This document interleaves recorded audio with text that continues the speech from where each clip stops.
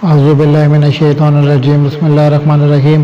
बाब नंबर 35 दूसरे को वज़ू कराना। हदीस नंबर 181 हज़रत उसामा बिन ज़ैद रज़ियल्लाहु अन्हुमा से रिवायत है, रसूलुल्लाह सल्लल्लाहु अलैहि वसल्लम जब अरफात से वापस हुए तो घाटी की तरफ गए और हाजत से फारिग हुए।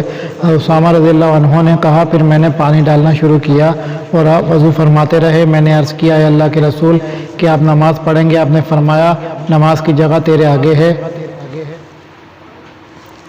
हदीस नंबर 182 हज़रत मुगीरा बिन शोबा रज़ियल्लाहु अन्हु से रिवायत है, वह रसूलुल्लाह सल्लल्लाहु अलैहि वसल्लम के साथ एक सफ़र में थे। आप क़ज़ाए हाजत के लिए तशरीफ़ ले गए। जब आप फारिग होकर आए तो हज़रत मुगीरा रज़ियल्लाहु अन्हु ने पानी डालना शुरू किया और आप वज़ू फरमाते रहे। चुनांचे आपने चेहरा अक़दस और दोनों हाथ धोए, सर का मसा फरमाया और दोनों मौज़ों पर भी मसा किया। बाब नंबर 36 हदीस वगैरह बेवज़ू होने के बाद कुरान पढ़ना। हज़रत मंसूर इब्राहिम नख़ई से रिवायत है कि हमाम में कुरान पढ़ने और बग़ैर वज़ू ख़त लिखने में कोई मुज़ायका नहीं। हज़रत हमाद जनाब इब्राहिम नख़ई से बयान करते हैं कि अगर हमाम वाले तहबंद बांधे हों तो उन्हें सलाम करो, बसूरत दीगर उन्हें सलाम ना करो। हदीस नंबर 183 हज़रत इब्न अब्बास रज़ियल्लाहु अन्हुमा से रिवायत है, उन्होंने नबी सल्लल्लाहु अलैहि वसल्लम की ज़ौजा मोहतरमा हज़रत मैमूना रज़ियल्लाहु अन्हा जो उनकी खाला हैं के घर एक रात बसर की। उन्होंने कहा, मैं तो बिस्तर के अर्श में लेट गया जब रसूलुल्लाह सल्लल्लाहु अलैहि वसल्लम और आपकी एहलिया दोनों बिस्तर के तौल में महू इस्तराहत हुए। रसूलुल्लाह सल्लल्लाहु अलैहि वसल्लम सो गए। तान के जब आधी रात हुई या उससे कुछ पहले या कुछ बाद तो आप बेदार हुए और बैठकर हाथ के ज़रिए से चेहरे मुबारक से नींद की असरात दूर करने लगे। फिर आपने सूरह आल इमरान की आखिरी 10 आयत तिलावत फरमाई। फिर आप लटके हुए मशकीज़े की तरफ मुतवज्जा हुए और उससे अच्छी तरह वज़ू फरमाया। फिर नमाज़ पढ़ने लगे। इब्न अब्बास रज़ियल्लाहु अन्हुमा कहते हैं कि मैं भी उठा और वही कुछ किया जो आपने किया था। फिर मैं उठकर आपके पहलू में जा खड़ा हुआ। चुनांचे आपने अपना दायां हाथ मेरे सर पर रखा और मेरा दायां कान पकड़कर उसे मरोड़ा। फिर आपने 2 रकात अदा की, फिर 2 रकात, फिर 2 रकात, फिर 2 रकात, फिर 2 रकात और फिर 2 रकात पढ़ी। फिर वितर पढ़े और लेट गए। तान के मुअज्जिन आया। फिर आप खड़े हुए और हल्की सी 2 रकात अदा की। फिर बाहर निकले और नमाज फजर पढ़ी। फ़ायदा इब्न बताल ने उन्वान से हदीस की बाला की मुताबिकत बाएँ अल्फाज ज़ाहिर की है। रसूलुल्लाह सल्लल्लाहु अलैहि वसल्लम सोकर उठे और वज़ू से पहले ही सूरह आल इमरान की 10 आयत तिलावत फरमाई। इससे मालूम हुआ कि हदस के बाद वज़ू किए बगैर कुरानी आयत तिलावत करना सही है। बाब नंबर 37 शदीद और सख्त किस्म की गशी ही से वज़ू टूटता है। हदीस नंबर 184 हज़रत अस्मा बिनते अबी बकर रज़ियल्लाहु अन्हा से रिवायत है, उन्होंने कहा, मैं नबी सल्लल्लाहु अलैहि वसल्लम की ज़ौजा मोहतरमा हज़रत आयशा रज़ियल्लाहु अन्हा के पास उस वक्त गई जब सूरज को गिरन लगा हुआ था। देखा कि लोग खड़े नमाज़ पढ़ रहे हैं और हज़रत आयशा रज़ियल्लाहु अन्हा भी खड़ी नमाज़ पढ़ रही हैं। मैंने कहा, लोगों का क्या हाल है? तो उन्होंने अपने हाथ से आसमान की तरफ इशारा किया और सुबहान अल्लाह कहा। मैंने कहा, क्या कोई निशानी है? हज़रत आयशा रज़ियल्लाहु अन्हा ने इशारा किया कि हाँ। मैं भी नमाज के लिए खड़ी हो गई। तान के मुझे गशी ने ढांक लिया और मैं अपने सर पर पानी बहाने लगी। जब रसूलुल्लाह सल्लल्लाहु अलैहि वसल्लम नमाज से फारिग हुए तो आपने अल्लाह ताला की हम्दो सना की। फिर फरमाया, मैंने अपने उस मकाम में हर वो चीज़ देखी जो मुझे पहले ना दिखाई गई थी, हत्ता कि मैंने जन्नत और दोज़ख को भी देखा। मेरे पास वही आई है कि तुम अपनी कब्रों में मसीह दज्जाल के फितने के मुमासिल या उसके करीब करीब में आजमाए जाओगे। राविया हदीस फातिमा कहती हैं, मैं नहीं जानती कि अस्मा ने लफ्ज़ मिसल या करीब में से कौन सा लफ्ज़ कहा था। तुमसे एक के पास कब्र में फरिश्ते भेजे जाएंगे और उससे कहा जाएगा कि उस शख्स मोहम्मद सल्लल्लाहु अलैहि वसल्लम के मुतालिक तुम क्या जानते हो? तो मोमिन या मौकिन? फातिमा ने कहा, मालूम नहीं। अस्मा ने क्या लफ्ज़ कहा था? तो वो कहेगा कि ये मोहम्मद रसूलुल्लाह सल्लल्लाहु अलैहि वसल्लम हैं जो हमारे पास मौजिज़ात और हिदायत लेकर आए थे। हमने उनकी दावत को कबूल किया, उन पर ईमान लाए और उनकी अताअत की। फिर उससे कहा जाएगा कि आराम से सो जाओ, हम पहले ही जानते थे कि तुम इसका यकीन रखते हो। रहा मुनाफिक या मरताब فاطمہ نے کہا مجھے یاد نہیں اسما نے کیا کہا تھا، تو وہ کہے گا مجھے معلوم نہیں، میں نے لوگوں کو کچھ کہتے سنا تھا تو میں نے بھی وہ کہہ دیا۔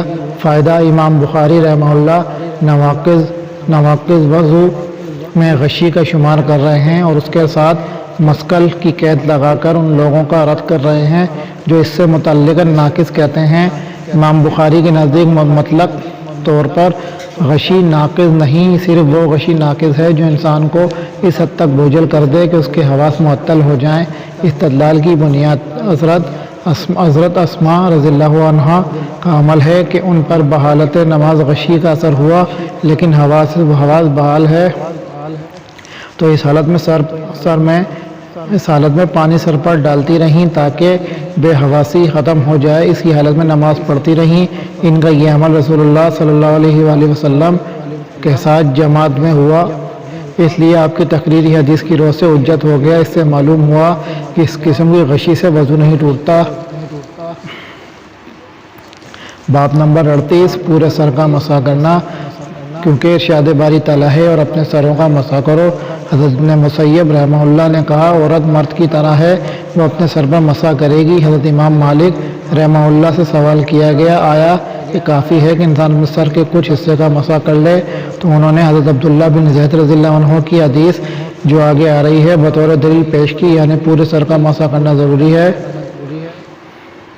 حدیث نمبر 185 یحییٰ مازنی سے روایت ہے، ایک شخص نے حضرت عبداللہ بن زید رضی اللہ عنہ سے پوچھا، اور وہ عمر بن یحییٰ کے دادا ہیں، کیا آپ مجھے دکھا سکتے ہیں کہ رسول اللہ صلی اللہ علیہ وآلہ وسلم کس طرح وضو کیا کرتے تھے؟ عبداللہ بن زید رضی اللہ عنہ نے کہا ہاں، چنانچہ انہوں نے پانی منگوایا اور اپنے ہاتھوں پر ڈالا اور ان کو 2 مرتبہ دھویا، پھر 3 مرتبہ کلی کے لیے منہ میں اور ناک میں پانی ڈالا، پھر 3 بار اپنا چہرہ دھویا، بعد ازاں اپنے ہاتھوں کو کوہنیوں تک 2 مرتبہ دھویا، پھر اپنے سر کا دونوں ہاتھوں سے مسح کیا، ہاتھوں کو آگے سے لے گئے اور پیچھے سے لائے، مسح سر کے اگلے حصے سے شروع کیا اور اس کے پچھلے حصے تک لے گئے، پھر جہاں سے شروع کیا تھا وہاں تک ہاتھوں کو لائے، پھر دونوں پاؤں دھوئے۔